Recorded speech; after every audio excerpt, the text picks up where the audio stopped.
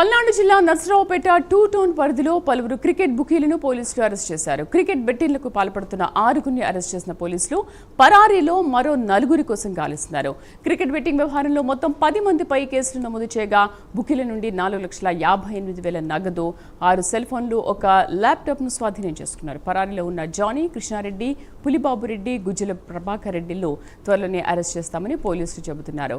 పూర్తి సమాచారాన్ని మా కరెస్పాండెంట్ రవికృష్ణ అందిస్తారు. రవికృష్ణ, శ్రీదేవి, ఏదైతే పల్నాడు జిల్లాలో అయితే మాత్రం ఈ క్రికెట్ మీద మాత్రం ఖచ్చితంగా ఆ క్రికెట్ బుకీలను కూడా అరెస్ట్ చేసిన పరిస్థితి కనిపిస్తుంది.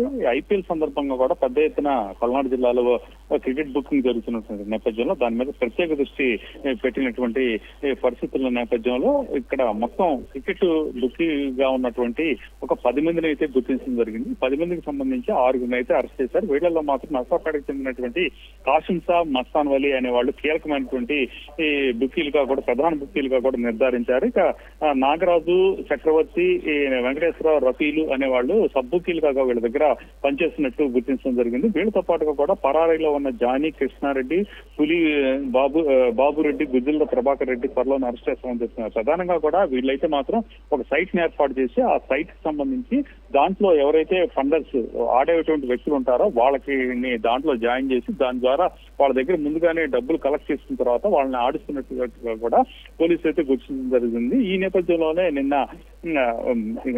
కాసిం షా ఇంటి వద్ద పెద్ద ఎత్తున బుకింగ్ జరుగుతున్నట్లుగా కూడా గుర్తించినటువంటి పోలీసులు అయితే అక్కడికి వెళ్లి అక్కడ క్యాచ్ చేసినటువంటి పరిస్థితి. ఈ సందర్భంగా కూడా మొత్తం 6 మందిని అయితే అరెస్ట్ చేసినట్టుగా కూడా తెలుస్తూ ఉంది. దీనికి సంబంధించి ఇప్పటికే తమ వద్ద పూర్తి సమాచారం ఉందని, ఈ బుకీలతో పాటుగా కూడా ఫండర్స్ ను కూడా త్వరలోనే అరెస్ట్ చేస్తామని చెబుతున్నారు. ప్రధాన బుకీలు అయినటువంటి వ్యక్తులు ఎవరో కూడా వీళ్ళకి తెలియదని, వీళ్ళు వివిధ ప్రాంతాల్లో ఉన్నారని, నగరానికి సంబంధించినటువంటి ప్రముఖులు, బిగ్ షాట్ కూడా ఈ క్రికెట్ బుకీలుగా వ్యవహరిస్తున్నట్టు కూడా తాము గుర్తించామని పోలీసు అధికారులు అయితే తెలియజేస్తున్న నేపథ్యంలో ఎట్టి పరిస్థితుల్లో కూడా పల్నాడు జిల్లాలో క్రికెట్ బుకింగ్ చేసే వ్యక్తులు కానీ, ఫండర్స్ కానీ ఉపేక్షించమని, వాళ్ళ మీద ఆర్గనైజ్డ్ క్రైమ్ కింద అయితే మాత్రం ప్రెజెంట్ కేసులు నమోదు చేశాం, బెయిల్ లేని నాన్ బెయిలబుల్ సెక్షన్ అయితే విధించామని తెలియజేస్తున్నట్లుగా పరిస్థితి అయితే కనపడింది. రైట్ రవికృష్ణ,